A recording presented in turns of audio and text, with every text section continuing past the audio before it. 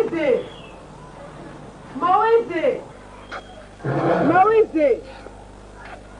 Maweze! Mais je t'attends depuis bien longtemps pour partir à l'école. Nous risquons d'être en retard. Que fais-tu? Rien. Et alors? Je suis fatigué, Tu veux dire que tu n'iras pas à l'école aujourd'hui? Pourquoi il fait? Maweze, nous avons pourtant une importante interrogation. Le professeur nous a dit que ce sera une générale pour clore la période. Et surtout, c'est le cours principal. Il ne faut pas la rater. Mon corps refuse tout déplacement. Mais tout à l'heure, tu m'as paru bien informé quand nous travaillions notre devoir des mathématiques. Un homme bien portant est parfois un malade qui s'ignore. Je me rends maintenant compte que c'est sérieux. Jamais tu n'as manqué l'école. Et tu n'as jamais manifesté un jour cette intention. Ma chère amie, tranquillise-toi, assis-toi. Ou bien tu me caches quelque chose. Attends que je me lave et tu m'amèneras partout où tu voudras. Je vois que tu n'as pas du tout envie d'aller à l'école. Je te laisse. Violo! Violo! Reviens un peu. Écoute, je ne viens pas aujourd'hui. Je viendrai demain pour passer mon interro. L'interro, c'est aujourd'hui l'interro des latin. Tu ne savais pas que c'était reporté? Moi, le dormeur. Les professeurs auront réunion aujourd'hui. L'interro, nous la ferons demain lors de français. Le professeur Guintoto ne sera pas là. Vérifie, tu verras. Mais il fallait me le dire bien avant. Au lieu de me faire des acrobaties spirituellement comme ça. Mais ça t'apprendra à être attentive en classe. Car tu es souvent absente. Qui s'absente? Moi, je n'ai jamais manqué l'école. Sauf évidemment en cas de maladie, là, tu le sais bien. Ah oui, présente physiquement, mais spirituellement. Spirituellement absente. Bon, ça va, ça va. Parlons d'autre chose. De quoi par exemple? Trace-nous un peu un programme pour la journée d'aujourd'hui. Et tu peux le faire toi aussi, non? Est-ce que c'est difficile? Maweze, tu as toujours des réponses incisives, hein? Heureusement que je te comprends. À ma place, une autre personne ne te supporterait pas. Tranquillise-toi, chère amie. Tranquillise-toi. Ces taquineries sont les sels qui assaisonnent notre amitié, Violo. Bon. Violo, va déposer tes cahiers et enlever ton uniforme. Nous pourrons donc aller nous amuser quelque part. Maweze, je préfère bien m'amuser avec ça que de rentrer maintenant dans la fourneuse qui est la maison de mon oncle. Une fournaise? Tu appelles ça fournaise? On se croirait dans une prison où toute liberté vous est privée. Il suffit de toucher au bouton d'un appareil pour déclencher des torrents de paroles envenimées. Mais moi, je te croyais plutôt heureuse à te voir chic dans cette tenue. L'apparence du temps est souvent trompeuse. Beaucoup de vérités se cachent derrière les casaques que les gens portent sur le dos. Dans mon cœur est marqué un souvenir amer du monde et de... Et de quoi? Et de quoi? Vas-tu te marier un jour? Tu y songes déjà? Attends encore, attends ma chère amie. On en reparlera quand on aura consommé un quart de siècle. Ouais. Pour le moment, écoute, Violo. Pour le moment, concentrons-nous sur nos cours pour quelque chose qui touche directement à notre âge. La question me préoccupe dès à présent. Hein?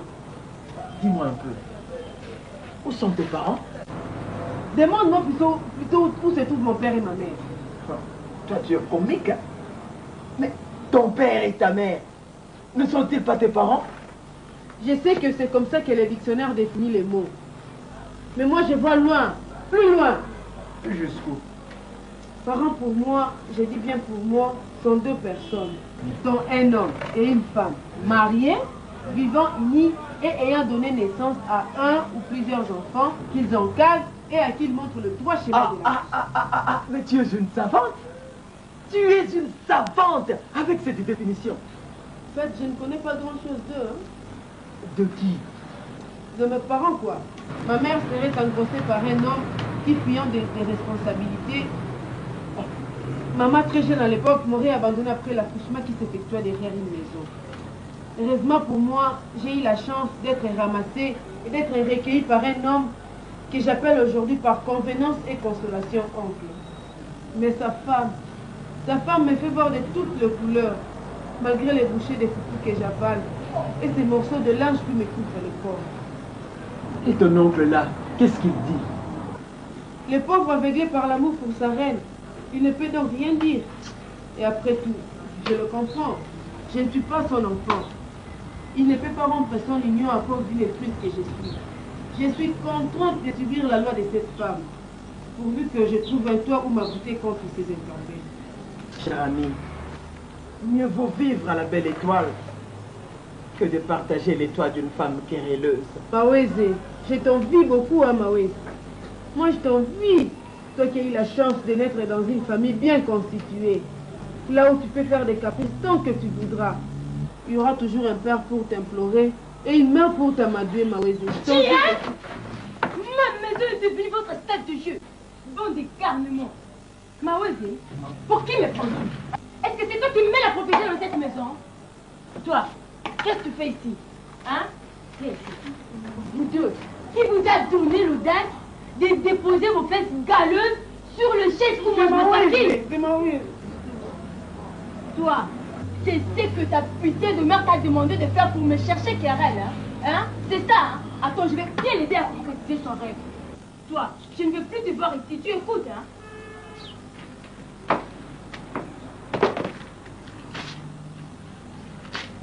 Ainsi ton père viendra voir le travail que tu as promis. Toi, je ne veux plus te voir ici, hein?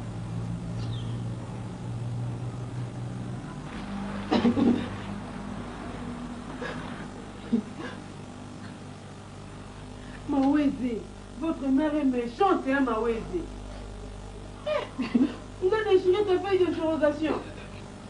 Maweze, j'ai peur. Je peur qu'elle déchire aussi mes cahiers, Maweze, je m'en vais.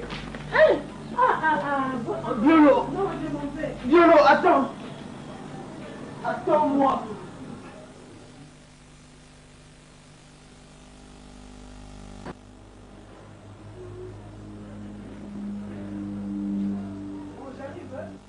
Bon, ça va. À tout à l'heure. Hein. Je fais un petit saut ici à la maison et puis je te rejoins.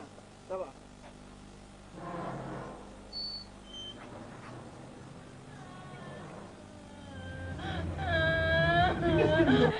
Maman! Maman! Je me touche pas la couenne, j'ai mal. Mais qu'est-ce qu'il va faire? J'ai mal à la couenne, j'ai mal. Qu'est-ce que tu as eu? De l'œuvre de ton fils Maweze. Il a monté contre moi une bande de voyous. Ils m'ont tabassé jusqu'à me laisser à l'état où tu me trouves. En quoi, maman, j'en ai marre. Il faut que je rentre chez nous. Comment? Mais le comportement de cet énergumène commence à me taper sur le système nerveux. Mais qu'est-ce qui lui arrive? Tout ça c'est à cause de toi. Tu t'arranges avec ton fils pour me tuer. Milongo, ne gamine pas. Tu vas tout de même pas commencer. Imaginez que je me lie avec cet imbécile contre toi. Hein? Milongo, ressaisis-toi. Sèche tes larmes. Mais je te dis que le comportement de cet énergumène commence à me taper sur le système nerveux et il en aura pour son compte. Oh, je vais rentrer chez nous. Non, ressaisis-toi, chérie. Je vais rentrer chez nous. Laisse-moi la soigner.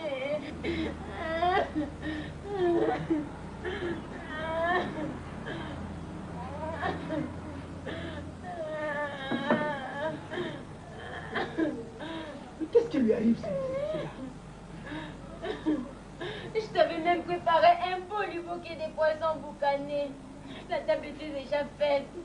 J'étais dans la cuisine en train de ranger des ustensiles. Quand la bande de ton héritier s'est introduite par effraction, je me suis vite précipitée pour aller voir ce qui s'est passé. J'aperçus à ma grande stupéfaction des ordures s'égaver gloutonnément du mec qui aurait fait mon bonheur de te voir le manger avec appétit. Quand j'ai essayé de les raisonner, ils s'est enruyés sur moi, maintenant de faux violents l'encoigne, qui est au dos, qui a la poitrine, qui est au bas-ventre, mon bébé l'encoigne. Mais...